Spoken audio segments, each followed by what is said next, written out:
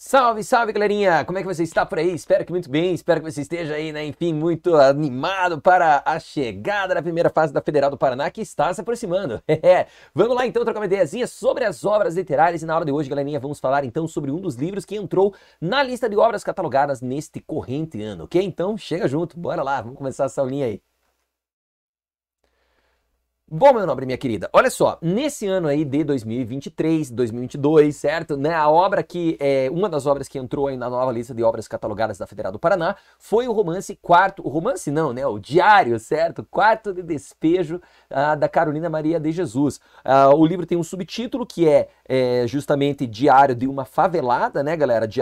Quarto de Despejo, Diário de uma Favelada. E aí, galerinha, esse livro aí é um livro que é um livro extenso, né, grande e tal, ele deve ter aí umas 200 e tantas páginas, porém é um livro em forma de diário, bacana, e é um romance, já falei de novo aqui, ó, é um livro muito interessante, bastante legal aí, bem importante na literatura brasileira, e é um livro bastante atemporal, embora tenha sido escrito lá na década de 1960, bacana? Então, para, né, enfim, não perder o costume aí, vamos dar uma olhadinha na lista de obras catalogadas da Federal do Paraná. Nós já abordamos aí o romance Casa de Pensão, já falamos também do grandioso Morte e Vida Severina, do João Cabral de Melo Neto, falamos também do livro O Uruguai, uma poesia épica, um poema épico, uma epopeia, certo? E também, né, enfim, aí abordamos o livro Últimos Cantos do Gonçalves Dias, galerinha, certo? Então, faltando estão aí Sagarana, Quarto de Despejo, Livro das Semelhanças e Nove Noites. Na aula de hoje, falaremos justamente desse aí, ó, Nove Noites, do Bernardo Carvalho e, claro, Quarto de Despejo, Diário de uma Favelada, da Carolina Maria de Jesus, ok? Então, bora lá, galerinha. Vamos começar aí, então, pelo livro da Carolina Maria de Jesus.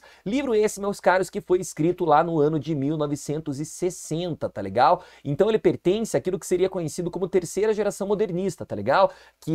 Da qual faz parte o próprio João Cabral de Melo Neto, o João Guimarães Rosa, a Lígia Fagundes Telles, né? O Ariano Suassuna e tantos outros grandes escritores aí da literatura brasileira, legal? Esse livro, moçada, como o nome dele deixa evidente, é um diário, certo? Ou seja, não é um romance, não é um conto, não é uma peça teatral, não é, enfim, um texto, digamos assim, entre aspas, literário tradicional, certo? É uma obra, né, enfim, literária, porque ela possui, obviamente, elementos, enfim, vinculados a questões de ficção, certo? Reflexões sociais e tal. Mas é um texto autobiográfico, mas é um texto que fica entre o memorialismo, entre a autobiografia, entre a literatura, mas ela tem esse entrenchamento ali e tal, e isso faz com que esse livro seja bastante importante e também bastante atemporal, haja vista a temática da qual ele fala, tudo bem?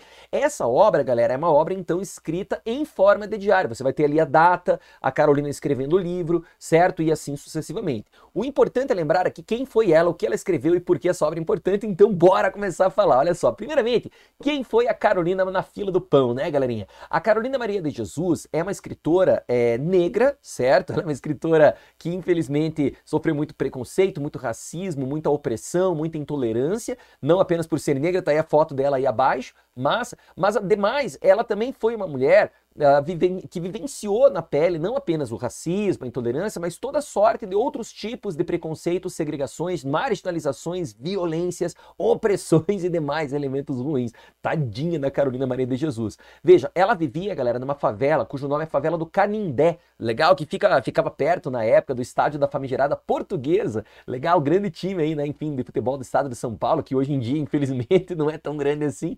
De qualquer maneira, ela vivia ali, às margens do rio, né, Tietê, que na época ainda era um rio, gente, hoje, né, enfim, você botar a mão ali é capaz de você virar um X-Men, né, um mutante, fala sério, não é verdade? O rio é super sujo. De qualquer forma, eles não tinham acesso à água tratada, legal? Muitos deles, inclusive, pegavam doenças por consumirem a água diretamente do rio, sem fervê-la. Infelizmente, né, galera, as pessoas dessa ambientação são pessoas pouco instruídas, para as quais o poder público nem está ligando e assim por diante. O importante é lembrar, então, dessa realidade. A Carolina, ela não é uma escritora, digamos assim, de ficção, certo? Como, por exemplo, a contemporânea dela, Clarice Lispector. Bacana? A Clarice Lispector, ela escrevia ficção, ela falava de obras, de situações, né, de elementos que, obviamente, eram inspirados, talvez, no que ela vivenciou, né, gente, nas questões que a própria Clarice Lispector, né, passou, mas eram ficções, né, não eram coisas reais. A Carolina, não. Ela vai escrever sobre aquilo que ela realmente viveu, entendeu? Então, é uma obra, ou obras, porque ela escreveu 10 livros ao todo na vida dela, legal? Ela escreveu escreveu obras todas elas intimistas, todas elas muito pessoais, que voltavam-se para esse ambiente, sabe, digamos assim, íntimo do qual ela fazia parte, mas acima de tudo desse ambiente da realidade social da qual a Carolina também, né, estava inserida. Os textos dela, portanto, meus queridos e queridas, são textos autobiográficos, legal? Ela vai explorar fatos, situações, etc., que ela mesma vivenciava, via, vislumbrava, experienciava, presenciava, entende? Então, por exemplo, tem uma cena que é bastante, infelizmente, clássica no livro, na qual um homem que está alcoolizado, né, está ali, enfim, né, bêbado e tal, ele vai acabar batendo numa mulher, ele vai acabar brigando com outras pessoas também e tal. E a Carolina, então, ela chama a polícia. Certo? E a polícia vai aparecer na favela, mas a polícia, quando chega lá, ela não chega pra apaziguar ânimos e tal. Segundo a Carolina, a polícia chegava já batendo, já agredindo, já chamando todo mundo de ladrão, de bandido, botando tantos outros nos camburões, alguns inclusive não eram mais vistos, ou seja, né, galera, eram mortos. Então perceba que muita gente não gostava da atitude dela, certo? Embora ela estivesse fazendo, digamos, algo entre aspas bom, né? Ela, no fim das contas, era vista como uma mulher errada por fazer isso, certo? Ela então se refugia desse ambiente no qual ela sempre enxerga a miséria, a invisibilidade social, a marginalização, a violência, certo? E assim por diante, ela vai se refugiar na literatura. Ela foi uma mulher que sempre gostou muito de ler. Ela estudou muito pouco, ela fez o que hoje seria até a nossa quarta série, né, quinta série ali e tal, o ensino chamado de Fundamental 1, né? Existe também o Fundamental 2, né, que é aquele que vai ali do sexto ao nono ano, não é mesmo? Depois o ensino médio, o ensino superior e assim sucessivamente. Ela então fez aquilo que era considerado um ensino básico.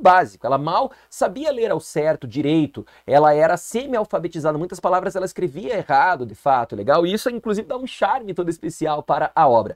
Mas, mais do que tudo isso, e o mais interessante é que mesmo sem ter tido um estudo formal, né, gente, sem ter tido, assim, acesso à cultura, à educação, à formalidade e tudo mais, ela era uma mulher arguta, sagaz, que tinha uma mentalidade absolutamente voltada para questões políticas e históricas, tinha uma perspicácia inenarravelmente grande e, acima de tudo, também era uma mulher muito preparada, né, para discutir determinadas temáticas como política, como temáticas vinculadas à falta de seguridade social, né, e assim sucessivamente. E ela então vai escrevendo, né, sobre isso num caderno que ela acha no lixão. Ela que morava numa favela, que era próxima de um lixão, e muitas das vezes ela com os filhos dela iam neste lixão para tentar encontrar comida, né, para, enfim, fazer ali, né, catar coisas que poderiam ser vendidas, recicladas e tal. E ela achou um caderno pouco usado, e então ela utiliza este caderno para escrever aí o seu famigerado diário. Entre os anos, gente, de 1955,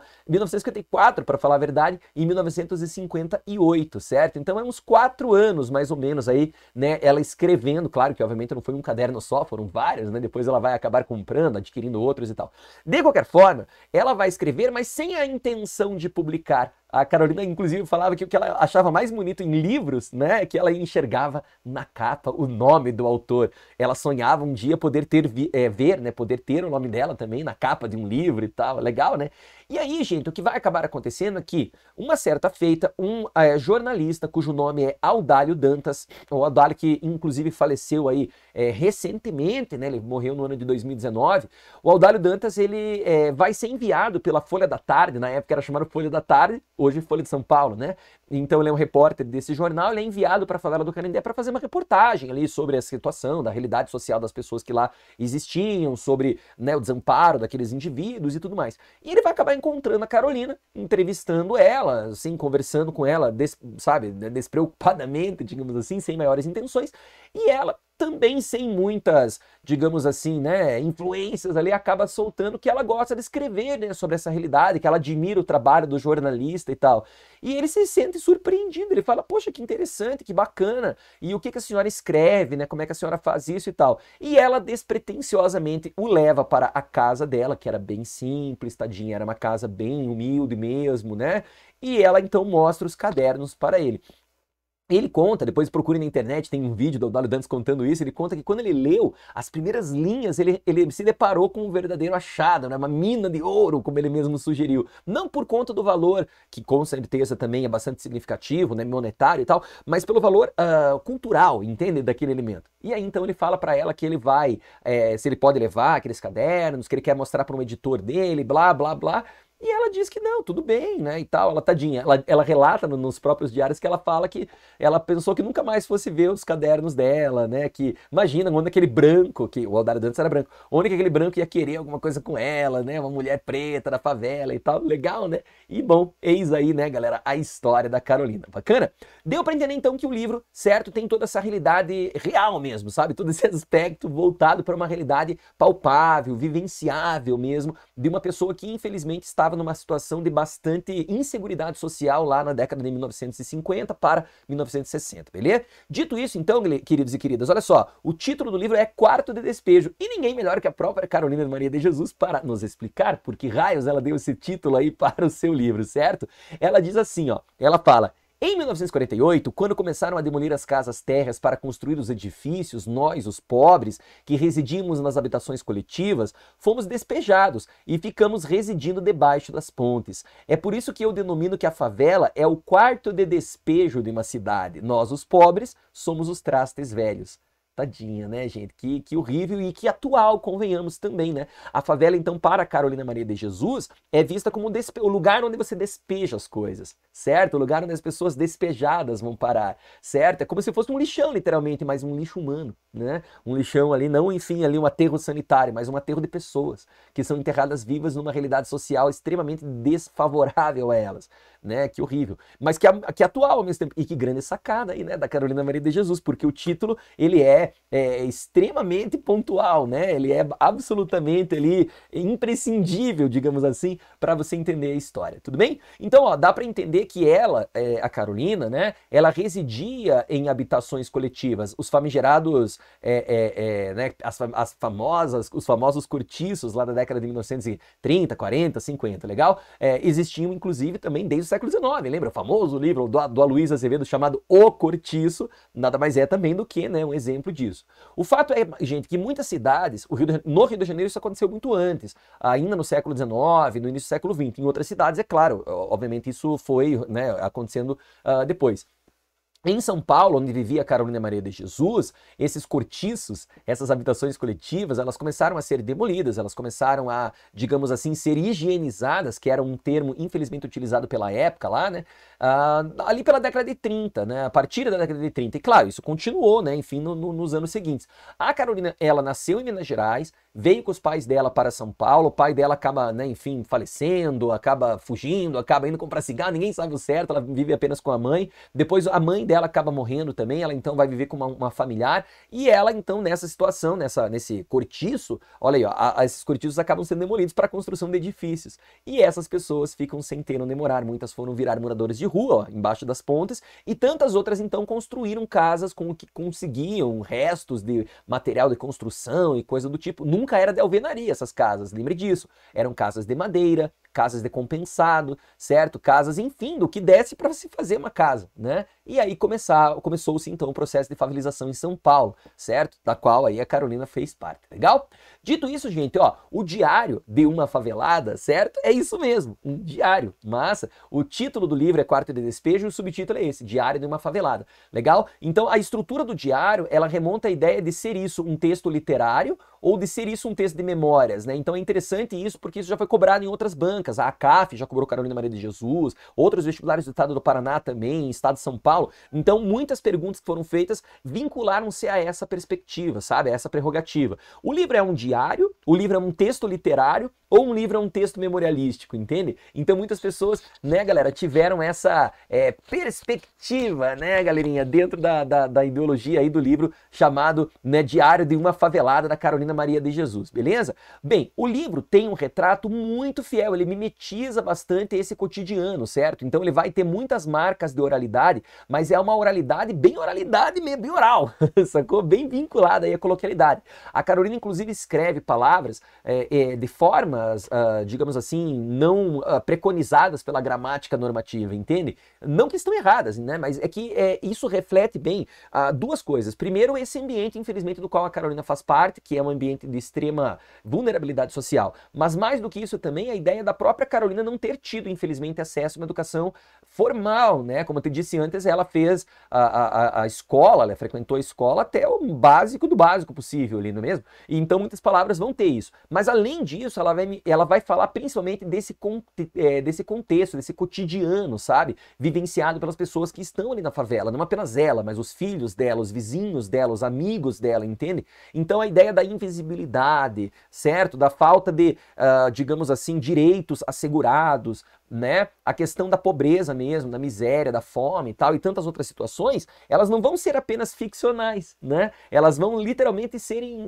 mais do que mimetizadas. A gente vai enxergar aquilo como uma realidade de fato. Infelizmente, é claro, né, vista pelos olhos da Carolina. Lembre, a Carolina, a gente vai falar mais dela aí, mas ó, ela era negra, certo? Era semi-alfabetizada, tinha 3 filhos, legal? Ela era catadora de papel, ela andava com aqueles famosos que até hoje, infelizmente, nós vemos aí pelas ruas do Brasil afora, carrinhos que são puxados ali pelas pessoas, né? Que elas catam papelão, plástico e coisas congêneres para serem vendidas. Era exatamente isso que fazia a Carolina, certo? Era assim que ela tentava criar aí os 3 filhos dela. Então, assim, no livro, gente, o que você tem que entender é que, diferentemente, por exemplo, de Casa de Pensão, 9 Noites, certo? Sagarana, que embora não seja, né, um romance, você tem vários contos, diferentemente, enfim, de todas essas obras, o livro Diário de uma Favelada, Quarto de Despejo, não terá um enredo, certo? Não tem uma história que é contada ali dentro, né? Na realidade, gente, o que existe são diversos casos, e esses casos são tão recorrentes, eles acontecem quase sempre da mesma forma.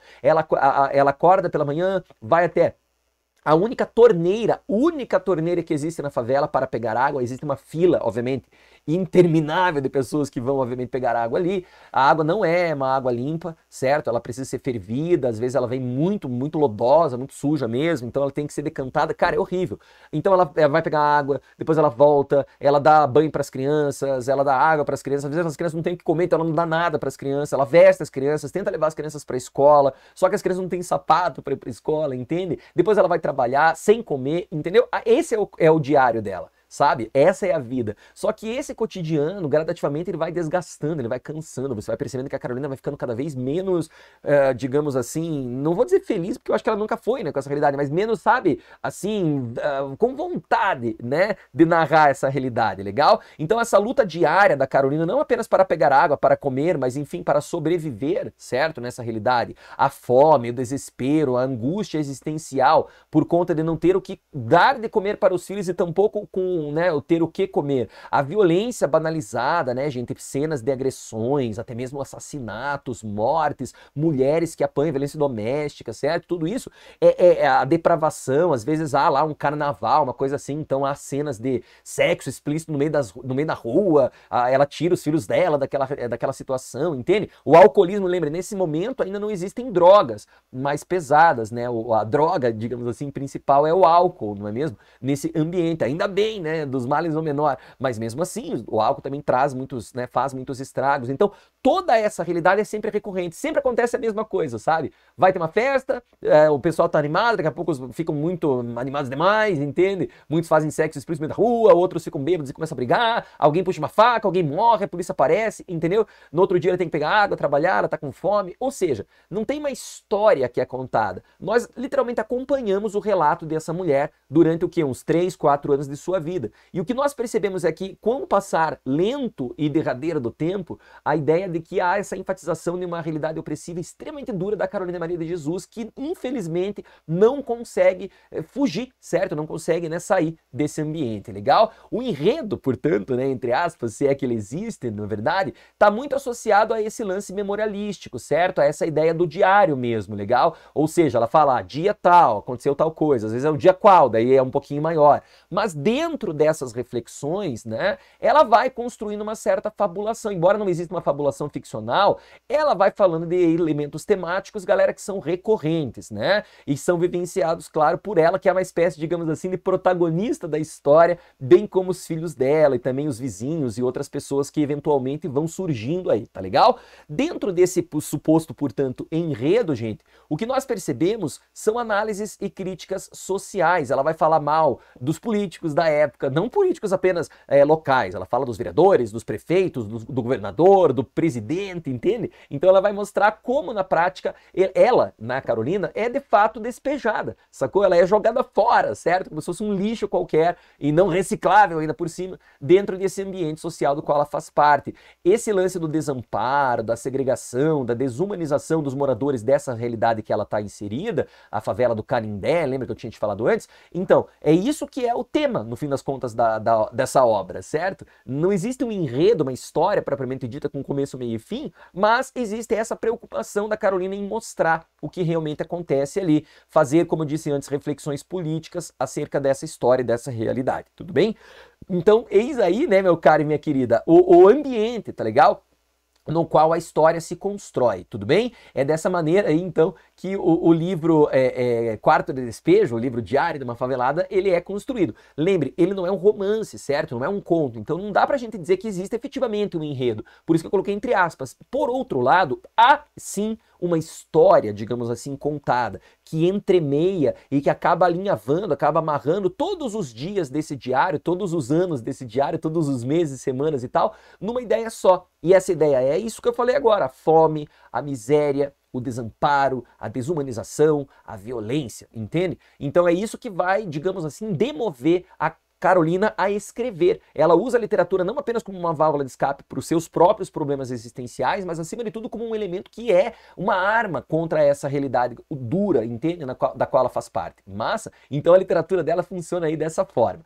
Dentro da ideia, então, desse diário, dá pra gente destacar algumas coisas, tá certo? A primeira dessas coisas que a gente destaca são os filhos dela, certo? Ela tem dois meninos, né? O José Carlos, o João José, e uma menina, a Vera Eunice. Os meninos são mais velhos, né? O mais velho ali é o João José. O José Carlos seria o do meio, digamos assim. A Vera Eunice no livro, no início do relato ali dela, ela ainda é bebê, assim, sabe? Ela deve ter uns 2 anos de idade, sabe? Por aí, ela é bem pequena, né? Então no final do relato ali, ela já tem o quê? Passam-se uns 4 anos, né? Ela deve ter uns 6, 7 anos, beleza?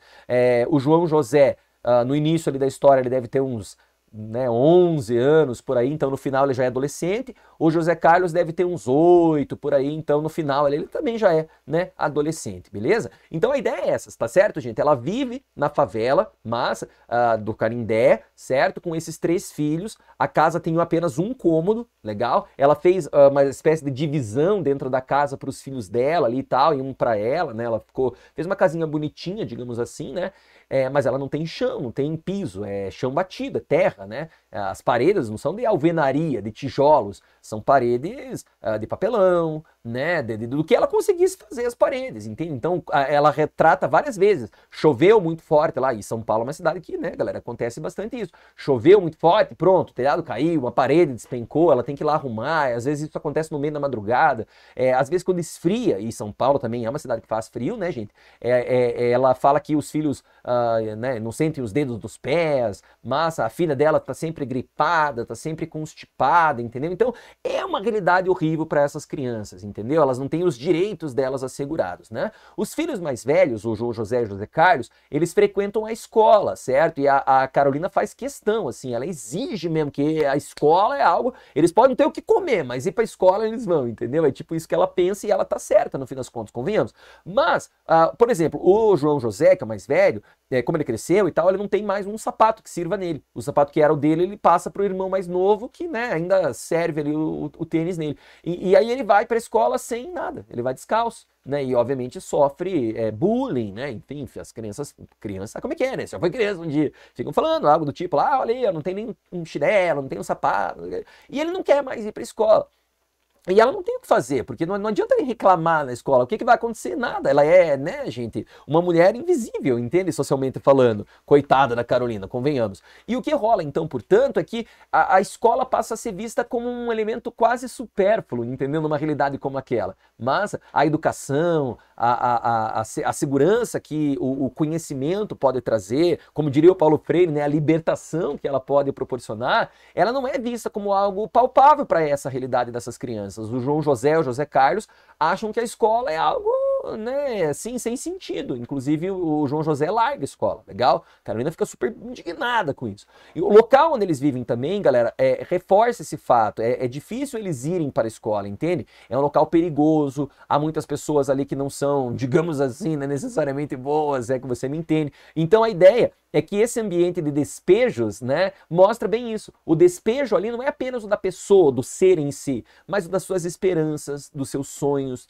né, das suas vontades, legal, dos seus desejos e, acima de tudo, do despejo do próprio futuro delas. Ela enterra, despeja ali, né, essa realidade. Então, o aspecto sociocultural também é bem importante. Em vários momentos do livro, a Carolina retrata o fato de que ela vai buscar, né, os direitos dos filhos dela, certo? A filha dela, a Vera Eunice, tinha direito a uma espécie de pensão, o José Carlos também, mas muitas vezes ela não consegue pegar, ela não tem documentos. Olha aí, é um tema do Enem do ano passado, certo? Aquela temática lá que falava da invisibilidade por causa do registro civil, certo? Então, a temática sociocultural é muito importante associada aos filhos da Carolina. Mas essas crianças não têm o direito à infância respeitada. Muitas das vezes que a Carolina sai para trabalhar, o João José, que é o filho mais velho, vai junto, certo? A Vera Eunice, porque ainda é muito nova, também vai junto. O José Carlos ainda frequenta a escola e tal. Então, assim, a ideia é que não existe, entende, o direito dessas crianças serem crianças. Mas aí você vai pensar, mas ela deveria deixar as crianças em casa. É mais até perigoso, não é mesmo? Ela fazer algo do tipo, ela deveria levá-los para a escola ou algo assim. Cara, mas como assim, né? Como é que ela vai levar para a escola essas crianças, né? Entendeu? Se ela não tem nem condições. Então, o direito à infância, a temática da cidadania, certo? A ideia da paternidade responsável, os pais simplesmente sumiram no mundo aí, a gente nem ouve falar deles, eles não fazem absolutamente nada pelas crianças, pelos filhos deles, né? A ausência de seguridade social para a Carolina e para os filhos. Então, o filho aí nesse livro metaforiza, é uma espécie de metonímia da realidade de tantas e tantas mulheres negras, pretas, enfim, que vivem nas favelas até hoje no Brasil, né? O pai abandona, ou não dá nenhum tipo de apoio, do ponto de vista governamental, e não existe também qualquer tipo de preocupação em relação ao futuro e à seguridade dos direitos daquela criança, certo? A escola é algo quase, digamos, como um depósito, um despejo, para usar aí o nome também, e claro, essa criança vai crescendo nesse ambiente, e qual que é a alternativa que ela tem? A violência, né? A opressão, é aquela velha história lá, né? Enfim, do Paulo Freire novamente, né? Que quando a educação não é libertadora, o sonho do oprimido é ser opressor, né? Então é bem isso mesmo. Então os filhos dela, gente, tem essa, digamos, importância. Embora eles não tenham fala no livro, né? O diário quem escreve, obviamente, é a Carolina. Eventualmente ela fala que o diálogo foi assim, foi assado. Mas entendem? Eles não são personagens, né? São pessoas, efetivamente. Inclusive, até hoje a Vera Eunice, né, e o José Carlos ainda estão vivos, né? Então é interessante observar por esse aspecto aí. De qualquer maneira, acho que deu para você entender, certo? Os filhos, eles têm uma importância, digamos, social na história, legal? Além, é claro, da própria protagonista, né, gente? A própria Carolina Maria de Jesus. Bom, como eu te disse antes, ela era catadora de recicláveis, mãe de 3 filhos, morava na favela do Canindé, certo? E ela decide, então, contar a história dela, muito triste, muito opressiva e tal, através, né, enfim, desses textos. Lembre, gente, a ideia da Carolina utilizar a literatura como não apenas uma, digamos assim, verdade que ela está contando, mas como eu te falei antes, uma válvula de escape, sabe? Ela quer escrever para, através do que ela escreve, poder representar essa realidade social da qual ela faz parte, as críticas que ela quer produzir, um pensamento reflexivo sobre o que está rolando naquele local, entenderam? É isso que a Carolina pretende. Ela também nunca foi casada, ela diz isso várias vezes no livro, né? E por escolha própria, ela fala que ela não precisa de homem nenhum para sustentar, né, os filhos dela e tal, legal? Opa, eu passei aqui sem querer. Ela não precisa de homem nenhum para sustentar aí o filho dela e tal, legal? Né? Então ela decide, né, esse sentido aí, né, enfim, fazer essa ideia. Nunca foi casada, legal, gente, e não quer ter, né, enfim, nenhum marido e tal. Embora ela tenha, gente, no livro, né, um ou outro ali, né, um outro caso, legal, tadinha da Carolina, né, gente? Ela também é filha de Deus, Laras. Então vão aparecer 2 homens ali, um homem chamado Manuel, legal, e o outro chamado Raimundo, que são muito bons para ela, inclusive esse último, Raimundo, que é a todo momento oferece para ela, assim, deixa eu ficar com você, eu assumo os filhos, né, eu te ajudo, a gente muda para uma casa maior, legal, ele tem um trabalho, né, mesmo ali e tal, então assim, não que ele seja, obviamente, né, rico, né, não é nada disso, mas entende, ele tem uma certa estabilidade ali e tal, ele poderia efetivamente ajudar, e ele respeita, ele fala, não, você continua sendo autônomo, você vai ter o teu trabalho, eu tenho o meu, a gente só fica junto, mas ela não quer, ela fala, não, eu não quero homem nenhum aqui comigo e tal, isso aí, Carolina, minha heroína. Bom, a ideia central, gente, é que a Carolina, ela passa por uma realidade de sofrimento, de resiliência, né? Ou seja, a todo momento tem a ideia dela tá passando fome, dela tá sofrendo, de tá tudo errado, choveu, inundou a casa dela, ela não tem o que comer, ela come restos e não sei o quê.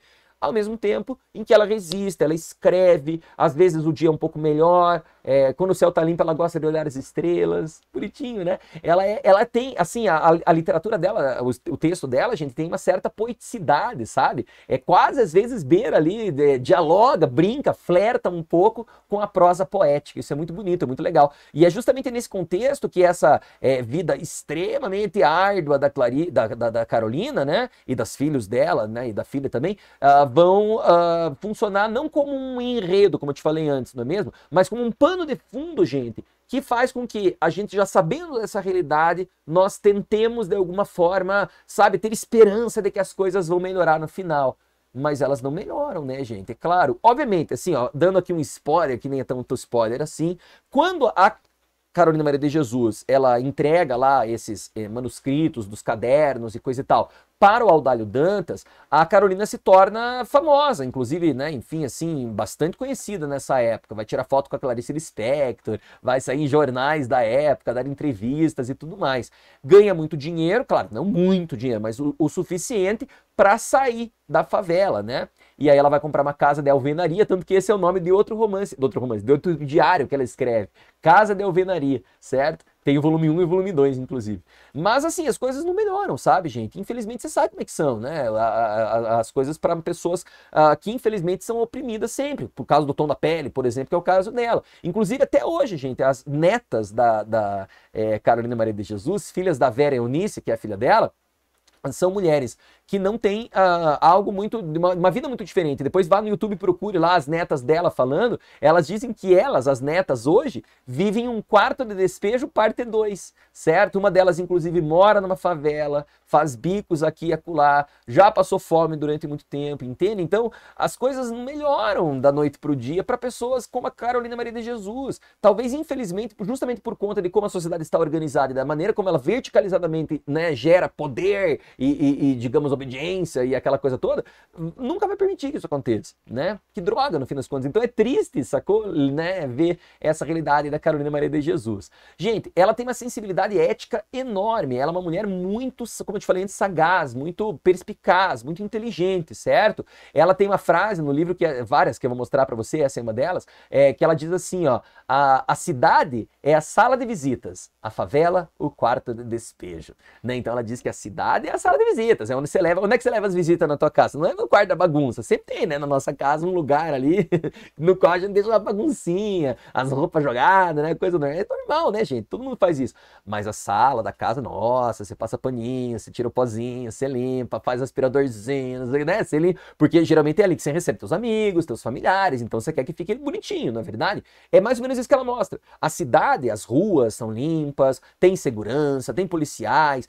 Claro, nenhum lugar é perfeito, obviamente, mas a favela é o quarto de despejo, ali nem a polícia entra, entende? Ali nem os moradores às vezes entram e saem vivos, sacou a ideia? Então é isso que ela está mostrando. Então, ao invés de pensar em tudo isso, na miséria, na violência, na fome, né, ela vai escrever. E a escrita funciona para ela não somente, como eu falei antes, uma válvula de escape, galera, mas acima de tudo uma perspectiva assim de melhora, sabe? É através da escrita que ela, Carolina, imagina que ela pode melhorar, certo? Imagina que ela pode aprimorar a sua própria existência. Que legal, né? A literatura salva vidas, olha que interessante. Bom, nesse aspecto dá pra gente dizer que o grande protagonista de verdade da história, o personagem principal, digamos assim, né, desse livro, é a fome, gente, certo? A fome é o elemento mais recorrente. Eu arrisco dizer que, se não em todos, em uns 90% dos dias que a Carolina retrata, que ela fala dia tal, dia qual, né, ela vai colocando ali, ela vai abordar a temática da fome, certo? E claro, os desdobramentos dela. Então é algo muito recorrente, né? A ideia é que é algo assim pavoroso, gente. Nossa, é uma situação ali que beira o surrealismo, sabe? Você, claro, obviamente todos nós sabemos que coisas assim infelizmente ocorrem e são até mesmo, né, comuns, mas, sabe, ver isso acontecer, estar presenciando aquilo dentro do livro, porque no fim das contas não é um livro, e sim um diário, é algo que nos torna, às vezes, a gente fecha a página, sabe? A gente pula, a gente não consegue ler, entendeu? Ela fala que ela come restos, que ela vende entulhos, assim, que ela encontra para conseguir comprar um pão, às vezes, que é o que ela come durante, às vezes, dias. Ela se alimenta com sobras, ela se alimenta de produtos estragados, certo? Inclusive, várias situações são dessas recorrentes, né? O filho dela vai encontrar uma melancia lá no lixão, vai comer e vai quase morrer o menino, coitado, tem uma intoxicação alimentar. Ela, inclusive, mora perto de um frigorífico, né? E o frigorífico, ele, como você sabe, tira, né, restos lá e tal, né, enfim, das sobras, né, da carne, de perto do osso e tal. E, cara, é uma verdadeira batalha. A Carolina conta que quando o caminhão lá, né, da fábrica, do frigorífico, despeja ali dentro do lixo as sobras com restos de carne, ossos e tal, meu Deus, vira uma terra de ninguém. As pessoas se estabefeiam, se, né, batem, se agridem. E essas cenas, infelizmente, são atemporais, né, galera? Infelizmente, eu acho que você deve ter visto aí no ano de 2021, por conta do aumento significativamente grande dos alimentos no Brasil, muitas pessoas fizeram algo semelhante ao que a Carolina retrata no livro, que é de 1960, certo?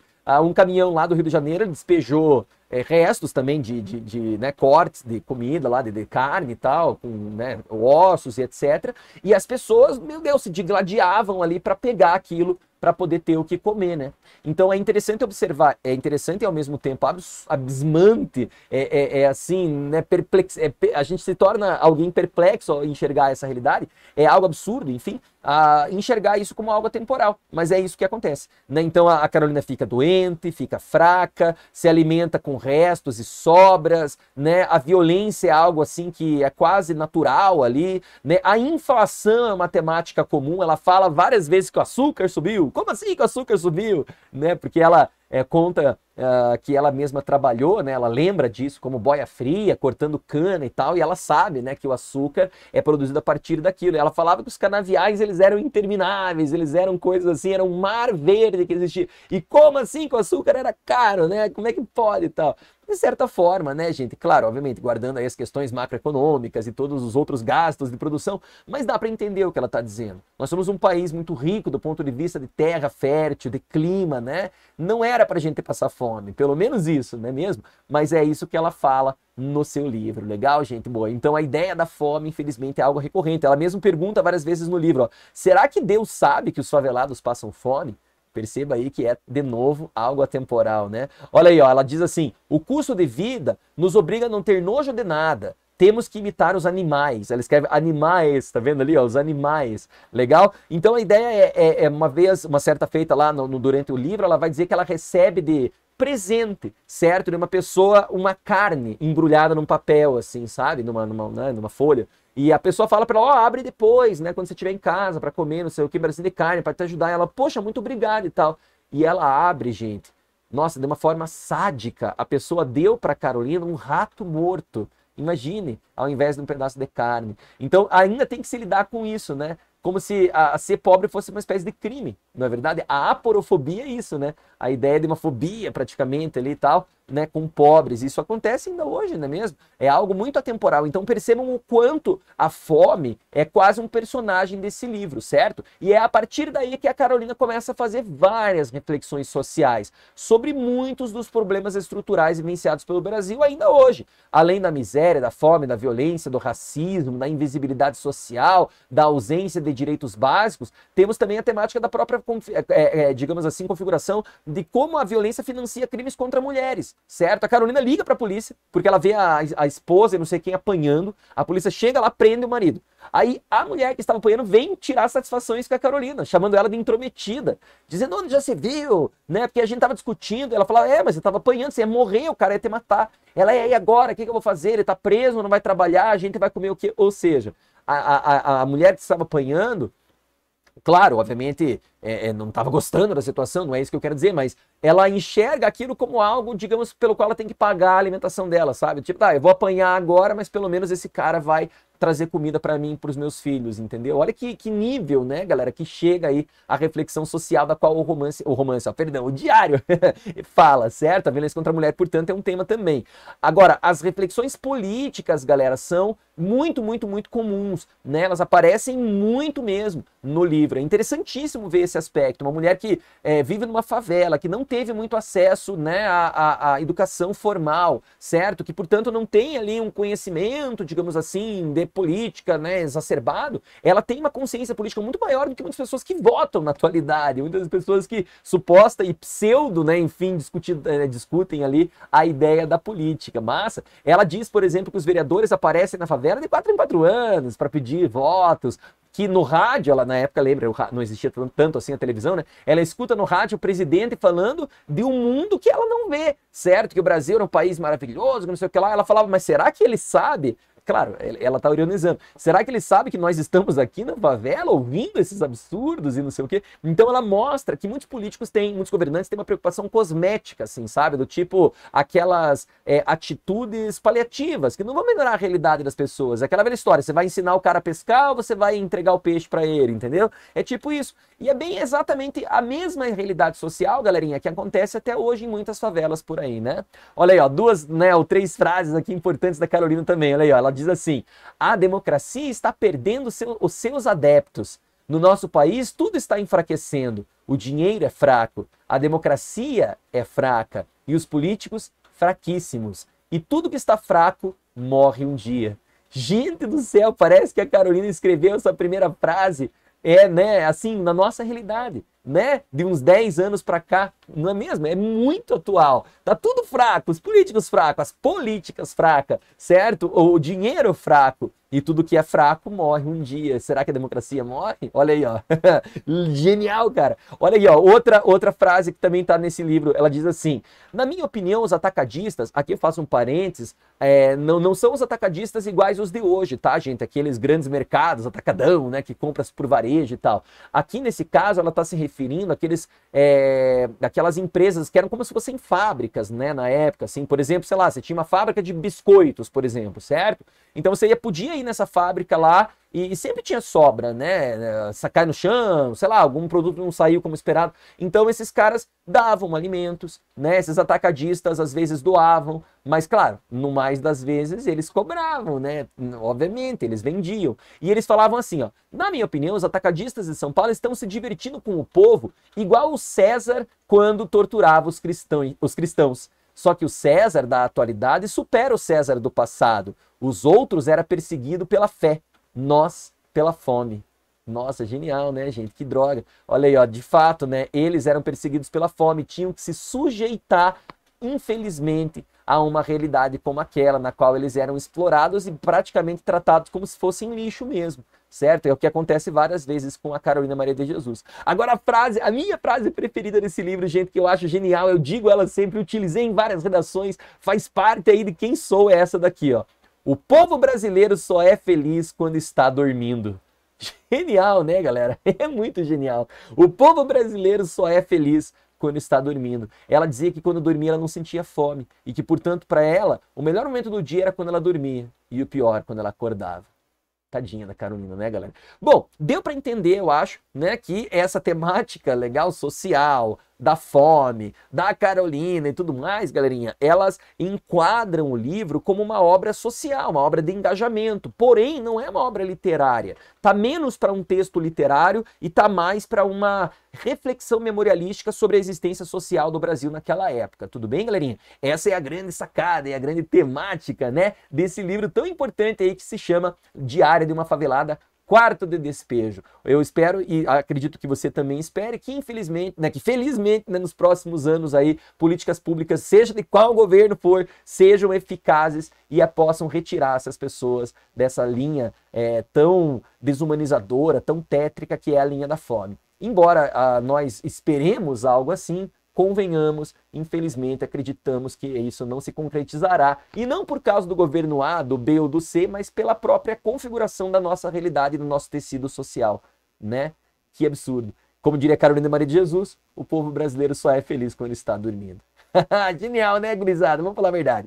Dito isso, bora passar pra frente. Então, aqui tem algumas imagens, algumas fotos pra você ver ali, né, a realidade. Aqui está ali os filhos dela, né, aqui tá, olha aí, ó, né, na Carolina Maria de Jesus. Ela aqui na favela do Cariné, as margens ali do rio Tietê, legal. Aqui ela com o Audálio Dantas, ó, o cara que, né, enfim, acabou aí, né, enfim, lançando a Carolina Maria de Jesus, certo, né, como escritora. E aqui um trechinho que aparece aí de um dos poeminhas que ela escrevia. Ela também era escritora de poesias. Tá pensando o quê? Ela escreveu assim, ó: não digam que fui rebotalho, retalho, né, rebotalho, que vivi à margem da vida. Digam que eu procurava trabalho, mas sempre fui preterida. Digam ao povo brasileiro que meu sonho era ser escritora, mas eu não tinha dinheiro para pagar uma editora.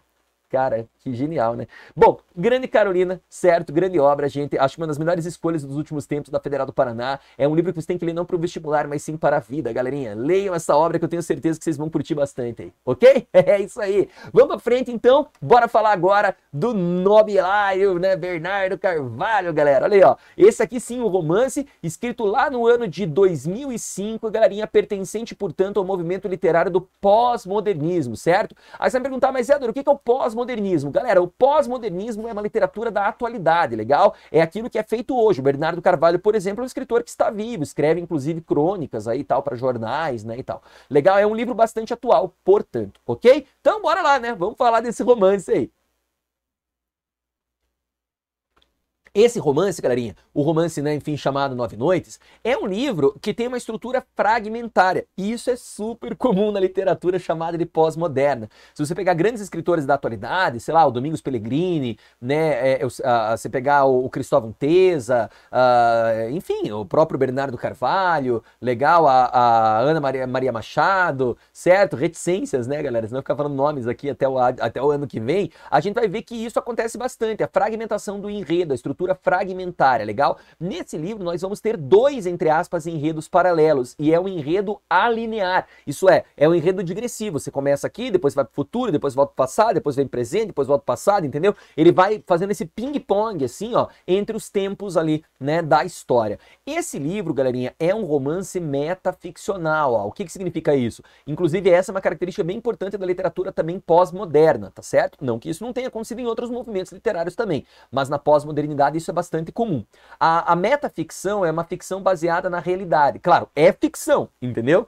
Não é verdadeiro, mas tem base na realidade, ou seja, é baseado em fatos reais, entendeu? Certo? Isso acontece em muitos livros, em muitas obras biográficas, né? Enfim, acontece em tantos e quantos filmes que você certamente já assistiu, né? Que se baseiam em fatos reais e tal, legal? A ideia, portanto, é essa, tá, gente? Você tem aqui um texto metaficcional. O enredo fala da história verídica de um homem cujo nome era Buell Quinn, certo? Ele era norte-americano e ele se suicidou aqui no Brasil no ano de 1939, lá no meio do Pará, na floresta amazônica, tá certo? E aí é que tá a grande sacada. Olha só, o autor desse livro, Bernardo Carvalho, ele é jornalista, certo? Além de obviamente escritor, professor aí da área de literatura. E ele é um homem que começou a tentar entender as motivações que levaram o Buell Quinn a tirar a própria vida. Legal, galera? E assim, ó, ele não encontrou nenhuma resposta satisfatória, vocês me entendem? Ele nunca conseguiu dizer certo. O cara tirou a própria vida por causa disso, né? Então, o que ele faz? O livro, ele funciona quase como uma espécie de explicação literária para isso, saca? E, embora ele não tenha conseguido achar fatos reais, palpáveis, que explicassem a razão que levou o Buell Quinn a tirar a própria vida, ele criou então um enredo que dá uma explicação extremamente plausível para isso. Então o livro, galerinha, faz reflexões culturais, certo? Fala inclusive aí sobre o isolamento, a invisibilidade social dos grupos indígenas no Brasil, certo? Fala sobre como infelizmente muitos desses grupos indígenas eram tratados também, assim como a Carolina lá no seu, né, diário, de uma forma extremamente opressiva, massa, violenta, no mais das vezes, claro, né, assim, exploratória. Legal? Então o livro aborda esses elementos, tudo bem, gente? Vão ter dois enredos paralelos. Um enredo que é uma carta que está sendo escrita por um homem chamado Manuel Perna, e o outro enredo escrito por um homem que é jornalista, certo? E está tentando entender as razões que levaram o Buell Quinn a se suicidar. É quase um alter ego do próprio Bernardo Carvalho, como se fosse ele mesmo, né, gente? Falando dele mesmo, estudando esse caso aí, tá legal? Dentro dessa perspectiva, o que a gente vai ter então são dois narradores, certo? E nessa estrutura de dois narradores, o autor-narrador, certo? Esse cara que é o autor-narrador, galera,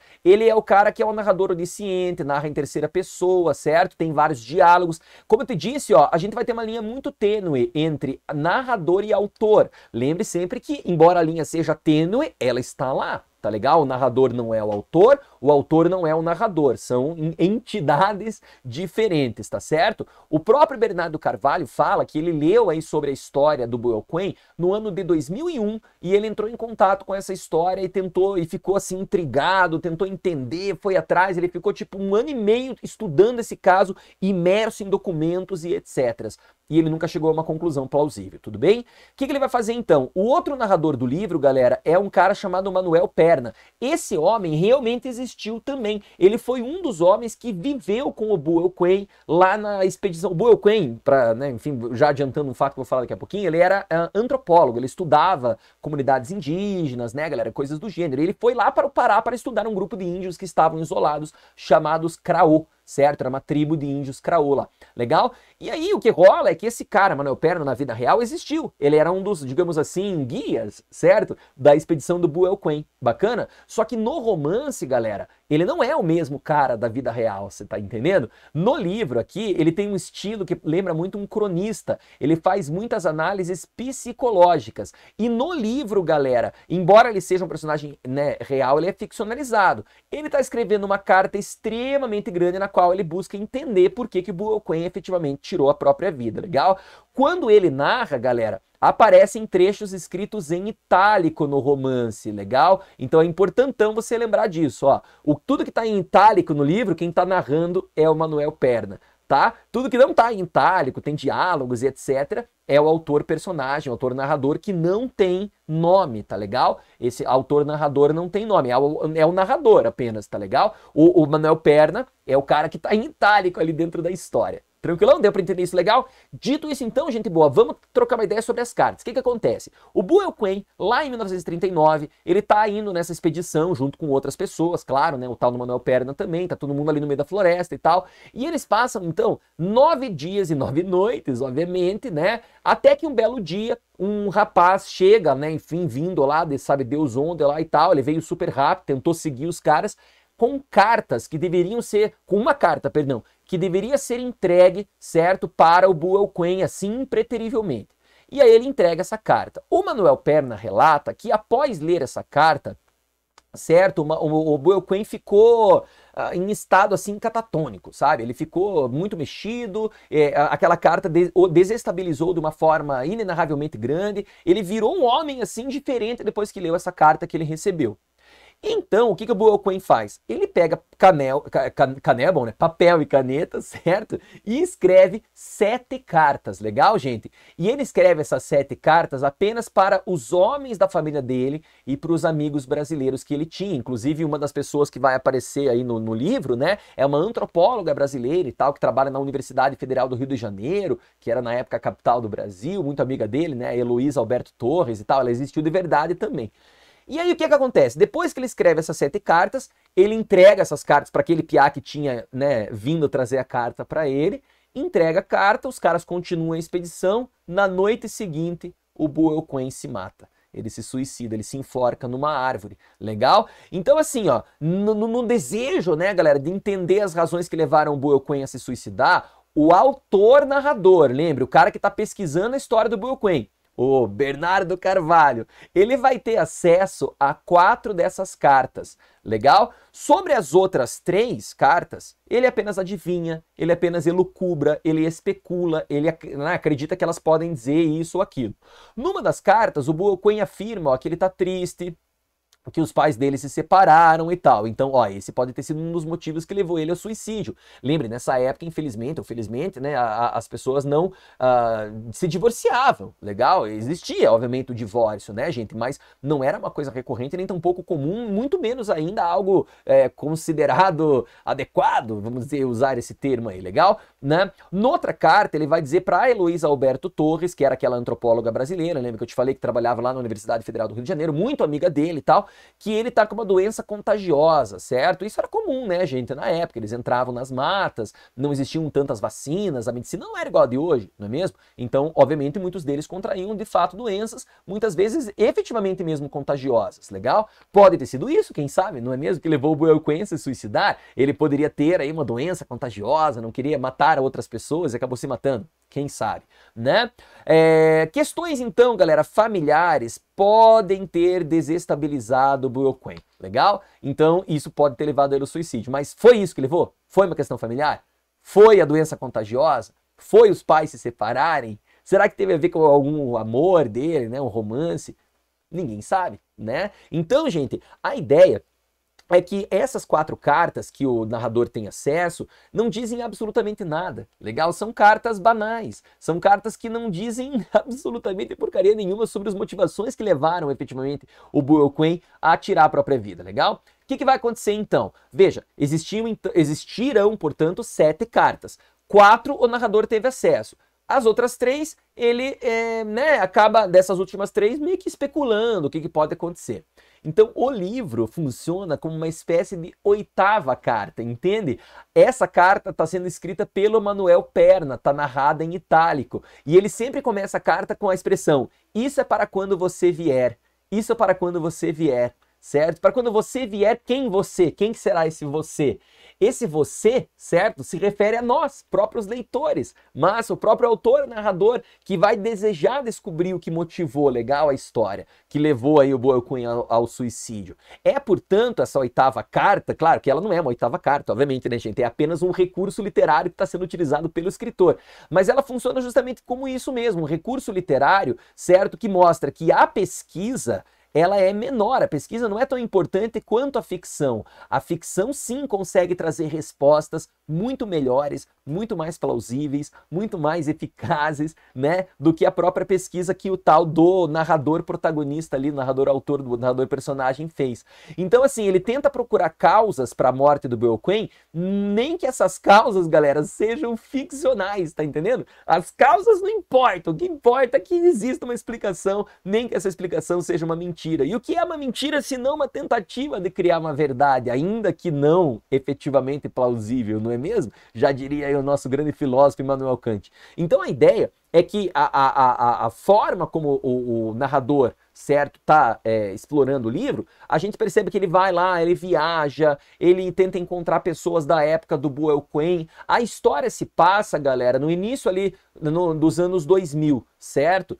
Então, obviamente, já há muito tempo, né, depois ali do efetivo suicídio do Buell Quinn. Lembre, o Buell Quinn, como eu contei para você, ele se mata lá no ano de 1939, né?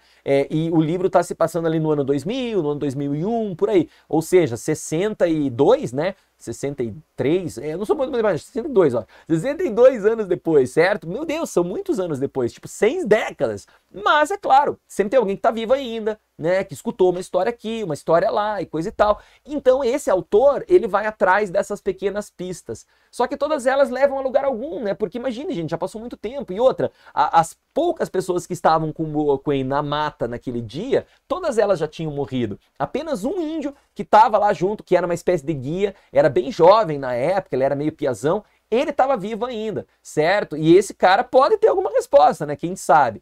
O Manuel Perna, dentro desse livro, galera, do 9 Noites, né? Ele conta que ele passou 9 noites, certo? Com o Buell Quinn lá dentro da mata. E ele vai relatar que depois que o Buell Quinn recebeu aquela carta, lembra que trouxeram para ele ficou muito sensibilizado, ficou muito mexido, ficou muito tocado, ficou muito desestabilizado. E a partir daí, então, escreveu 7 cartas e depois, então, tirou a própria vida. Então, assim, ó, o que o narrador acredita? Que uma das 3 cartas que estão faltando explicariam mesmo, né, a razão, a motivação, aquilo que levou o Buell Quinn a tirar a própria vida. E ele encontra uma dessas 3 cartas? Não. Nunca. Ele nunca achou nada. Aí você vai falar assim, porra, então esse livro não tem final, caralho. Pois é, não. A grande sacada dos livros do pós-modernismo é justamente essa, galera. O que importa menos para a estrutura literária e para a história em si é o final. Mas sim, o que mais é efetivo e eficaz é o enredo em si. entendem? A maneira como o enredo é construída, a forma pela qual as histórias se articulam, entendeu? As explicações que se procuram fornecer aí pro tal do, né, do suicídio do Boel Quinn, legal? Então isso aí, cara, é que faz sentido, certo? Nessa grande obra, legal? Dentro dessa perspectiva, portanto, o que vai acabar acontecendo? Olha só, a gente vai especular algumas motivações.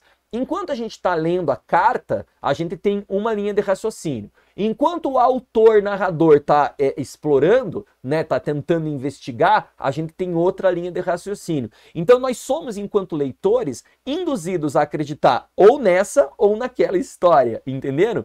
O Manuel Perna, galera, que é o cara que está escrevendo aquela carta em itálico, legal? Essa carta supostamente foi escrita há muito tempo atrás. Somente nós, leitores, é que estamos tendo acesso a ela, entenderam? O autor lá, o narrador, ele não viu essa carta, legal? É somente nós, leitores, que estamos lendo ela. E ele, o Manuel Perna, acredita que as motivações que levaram o Boel Quinn a terem se matado são motivações familiares. Ele especula que o Boel Quinn tinha uma mulher, legal? Ele não, isso não era necessariamente verdade, mas não mentira também, assim, ninguém sabe ao certo se ele era, claro, casado ele não era, mas se ele tinha, né, um relacionamento, né, galera, se ele tinha uma namorada, sabe, uma amante ou coisa do tipo, né? E, supostamente, o Manuel Perna fala o seguinte, essa mulher, ela provavelmente era casada já e tal, traiu, certo, o Boel Quinn, legal, né? Traiu assim, né? Enfim, decidiu ficar com o próprio marido, coisa do tipo. E isso, então, motiva o suicídio dele. Ou ela traiu ele do tipo, eu vou me largar, marido, e vou ficar com você. E ela, no fim das contas, diz, não vou ficar com o cara mesmo. Ou então, ela diz assim, ela não tinha marido nenhum, ela não era casada, né? Ela tava só com o Boel Quinn. Aí ela fala, conheci um cara aqui, né? Descobri que eu amo ele, não quero mais nada contigo, tchau. Entendeu? Então, assim, uma dessas ideias é que levou, segundo Manuel Perna, o Boel Quinn a se matar. Legal? Gente, a outra motivação que o autor-narrador está descobrindo aqui, está tentando investigar, é uma motivação parecida, só que é uma motivação passional. Como assim passional? Esse autor-narrador tem motivos para acreditar que o Boel Quinn era homossexual. Certo? Veja, e por que ele tem motivos para acreditar nisso? Veja, durante as investigações dele, ele encontra poucas fotos do Boel Quinn. E todas essas fotos foram tiradas pelo mesmo homem, certo? Tinha apenas as iniciais lá, ele sabia que era um homem e só tinha as iniciais. E o Boel Quinn, reza a lenda, era um cara meio introvertido, meio introspectivo, não gostava de fotografias, não tinha muitos amigos. Ele é aquela pessoa estranha, sabe como é que é? E ele, reza a lenda, curtia que esse cara tirasse as fotos dele, sabe? Tinha muitos contatos com esse cara, conversava durante horas com a figura. Ou seja, tudo indica que ele, o Boel Quinn, e o fotógrafo tiveram um relacionamento. E reza a lenda que esse fotógrafo chegou um dia pro Boel Quinn numa carta e falou: Piazão, gosto de você, pô, te adoro, cara, você é gente fina, mas encontrei uma guria aqui, sacou? Provavelmente ele deve ter falado, provavelmente deve ter dito algo do tipo: a sociedade é preconceituosa, nunca vão aceitar a gente, então eu decidi casar com ela, entendeu? Para ter aqui, né, uma família e coisa e tal. E isso levou então o Boel Quinn a se matar. Tá, mas quem que tá certo aqui? Quem tá errado? Legal, gente? Não dá para saber, porque ninguém sabe, né? São especulações, são apenas elucubrações, são conjecturas, ok? Ou é uma motivação familiar, ou é o lance passional. Talvez o Boel Quinn, de fato, tenha sido homossexual, quem sabe, né? Fato é, gente, que essas especulações vão acontecendo até chegar, o livro tem 20 capítulos, no capítulo 18. Nesse capítulo 18, a gente tem a seguinte situação. O autor-narrador, ele vai lá pro Pará, legal? Porque lá no Pará ele descobriu que tem um cara, um índio, que era o mesmo índio que era Piazão e estava na expedição como guia do Boel Quinn. Só que hoje ele tá bem velhinho, ele tem, sei lá, 90 anos praticamente, ele mal e mal lembra de alguma coisa, mas né, galera, é o que tem pra hoje, sabe como é que é? E daí ele vai, então pega o avião, ele mora em São Paulo, esse autor-narrador, e sai lá para, né, o interiorzão do Pará para encontrar esse índio, beleza? Nesse meio tempo a gente fica lendo a outra parte da carta do Manuel Perna, que diz que ele acha mesmo que tinha sido isso, sabe? Que essa mulher, né, acabou dizendo alguma coisa pro Boel Quinn, e que o Boel Quinn muito apaixonado que era por ela, e blá, blá, blá, blá, blá, blá. Quando o narrador chega no Pará, vai falar com o velho, ele descobre que o velhinho tá muito velhinho. O velhinho não lembra nem quem ele é direito, entendeu? Ele tem, sei lá, Alzheimer, assim, sabe? Então, foi à toa que ele viajou para lá. Claro, os parentes ali já tinham conversado com ele e tal, mas entenderam, não tem nada ali, né? Não se diz nada. Legal? De fato, a única coisa que ele fala é que ele escreveu cartas mesmo, ou seja, os familiares do índio ali contam apenas o que o autor narrador já sabe. Então aí assim, ó, o autor narrador recebe um telefonema, certo? Dizendo que o pai dele, o pai do autor narrador, está muito doente, teve assim uma piora muito drástica do quadro de saúde e está internado na UTI no Hospital de São Paulo. Obviamente ele pega o avião, volta para São Paulo. Legal, gente? E aí vai começar o capítulo 19, moçada, que é o capítulo que rola o clímax, que rola aquele plot twist na história, certo? Veja que até agora o enredo, certo? Ele estava envolvido nessas questões de mistérios irresolvíveis, de situações que a gente não sabe para onde levam, o que vai acontecer, ai meu Deus do céu. E aí, gente, o que vai rolar então? Olha só, o pai dele tá doente no hospital, o pai do narrador, né? Esse plot twist aqui acontece não na carta do Manuel Perna, tá? Acontece naquela parte do autor narrador, tudo bem? Então nessa parte, o pai dele tá internado no hospital, já melhorou um pouquinho, tá no quarto ali, né, e tal, no CTI, ele pode visitar o pai. E do lado do pai dele, gente, tem um americano senil ali, certo? Um americano bem velhinho, meio também descompensado, tadinho. Não lembra direito quem ele é e tal. E aí ele começa a conversar em inglês com o autor narrador, e o autor narrador fala inglês. E responde ele, né? Ele fala, hey, how are you? Né? Eu falo muito inglês, né? Você tá percebendo? Né? Então eles começam a conversar. E aí, olha só, esse cara, o velhinho que tá na cama, como é que fala ali, o americano, ele diz pro autor narrador que ele, o velhinho, era fotógrafo. Legal? Olha só, gente, era fotógrafo. E que ele trabalhava como fotógrafo em expedições de antropólogos na Amazônia. Aí o narrador fala, cara, que coincidência, né? Só que ainda para piorar a coincidência, ele supostamente reconhece o autor ali, né, narrador, como um homem chamado Bill Cohen. Bill Cohen, que é um nome, convenhamos, muito parecido com Buell Cohen. Bill Cohen, Buell Cohen, Bill Cohen, Buell Cohen, Buell Cohen, né? Poxa, daí ele olha pro velhinho, você puxa uma cadeira, né? Me conte mais, por favor. E só que assim, o velhinho, tadinho, tava, né, doente, não tava falando coisa com coisa, mas do que ele consegue extrair ali, o que o narrador entende e especula é que esse velhinho era fotógrafo e supostamente foi amante desse Bill Cohen, que supostamente poderia ser o Buell Cohen. Ele falou, meu Deus, será que eu encontrei o elo perdido, cara? Será que esse cara era o amante, o fotógrafo que tirou foto? Então o que ele faz? Claro, ele não foi pro hospital com todos os documentos, as coisas que ele tem. Ele tinha fotos do Buell Cohen. Então o que ele faz? Ele fala, putz, amanhã eu vou voltar no hospital, vou trazer uma foto do Buell Cohen, né, e vou mostrar pro velhinho. Legal? E se ele falar que ele reconheceu, pronto, ele é o cara, foi por causa dele, bralá, pronto, deu tudo certo. No outro dia, então, ele volta no hospital. Claro, para visitar o pai, mas também para falar com o velhinho. Só que ele descobre, gente, que naquela noite, adivinha? É livro, né, galera? É filme da Globo, olha só. O velhinho tinha falecido. Massa, tadinho. E aí o narrador fica, putz, né, super, meu Deus, mas é agora, quem que ele era e tal. Então ele explica a situação lá pro hospital. O hospital, claro, né, não pode revelar o nome do cara, mas fala que ele era residente de um asilo bem perto do hospital ali, certo? Era um asilo para americanos, não sei o que lá, não sei o que lá. E para ele então ir lá, né, numa dessas ele consegue uma informação, não sei o que, e ele vai lá. No asilo, ele descobre o nome do velhinho, descobre que tinha uma mulher, né, uma estudante de letras, inclusive, que lia, certo, contos em inglês para o velhinho ali e tal, sabe, para ele, né, ficar mais calminho e tal. Ele conversa com ela também não tem muito, né, para dizer sobre o velhinho. O fato é, ele não descobre muita coisa, mas descobre o nome, parará, pesquisa aqui, pesquisa colar, descobre que esse velhinho tinha um filho e que o filho desse senhor mora lá nos Estados Unidos, na cidade de Nova York. Bate um lero lá pro cara.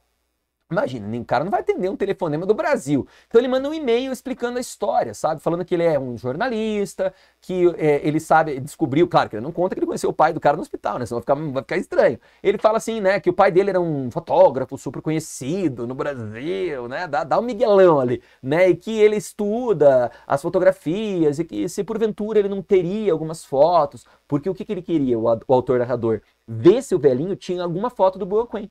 E aí o cara responde o e-mail do narrador. Certo, galera? E daí ele fala, não, de fato, meu pai tem altas caixas aqui em casa. Nossa, cheia de fotos, deve ter para mais de 40 caixas, tá tudo aqui e tal. Infelizmente ele faleceu recentemente. Aí ele responde, nossa, que pena, né? Nem sabia, né? E aí ele fala, não, cara, mas vamos fazer assim, ó, se um dia você passar aqui em Nova York e tal, pô, me visita aí que vai ter um prazer te ajudar. E ele fala, nossa, eu tava, né, pra te falar isso, cara, eu vou pra Nova York, tipo, mês que vem. Gente, ele não ia mês que vem pra Nova York, ele vai só pra ver essas fotos, legal? Pra tentar encontrar essas provas que ele supostamente encontrou. O fato é, ele viaja até os Estados Unidos, visita o filho do velhinho lá, ele realmente vê que o velhinho tinha uma pancada de fotos que foram tiradas bem na época que o Buell Quinn realmente trabalhou no Brasil. Inclusive, algumas das fotos, né, tem antropólogos que estavam na mesma expedição do Buell Quinn, mas nenhuma das fotos é do Buell Quinn. Em nenhuma das fotos o Buell Quinn aparece. Em nenhuma das fotos, gente, a gente pode ter certeza que o Buell Quinn tá lá. Cara, que merda, né? E aí tá, ele agradece, né? Obviamente o filho, né? Fala muito obrigado ali, valeu, pô, né? Por tudo e coisa e tal. E volta pro Brasil, gente. Aí o último capítulo, né? Esse capítulo 20, legal, é quando ele tá sobrevoando a Amazônia, certo? Né? Enfim, no avião ali. E aí o narrador olha para baixo e diz algo como: Buell Quinn, nunca vou saber o que te levou aí, né? A tirar a sua própria vida há tantos e tantos anos atrás. Acaba, galera. O livro termina, cara. Dessa maneira, que final merda você vai falar? Aí é que tá a grande sacada. Olha só. O livro, no fim das contas, não está falando sobre a temática de descobrir verdades, mas sobre como todos nós somos obsessivos, temos uma ideia fixa, uma verdadeira monomania em relação a descobrir a verdade, certo? A verdade nem sempre é o mais importante em si. Às vezes uma boa ficção é muito mais plausível e tão mais inspiradora e quem sabe até mesmo importante do que a verdade. A verdade é relativizada nesse romance, não é mesmo? Afinal de contas, o real é romanceado. Quem disse, no fim das contas, que toda história, no fundo, não é uma grande ficção, né? As fotos reais que aparecem, inclusive, no livro, são cobertas de mistério. O Buell Quinn está sempre visto de lado, de perfil, né? Nunca olhando efetivamente para a câmera. Será que são mesmo fotos do Buell Quinn?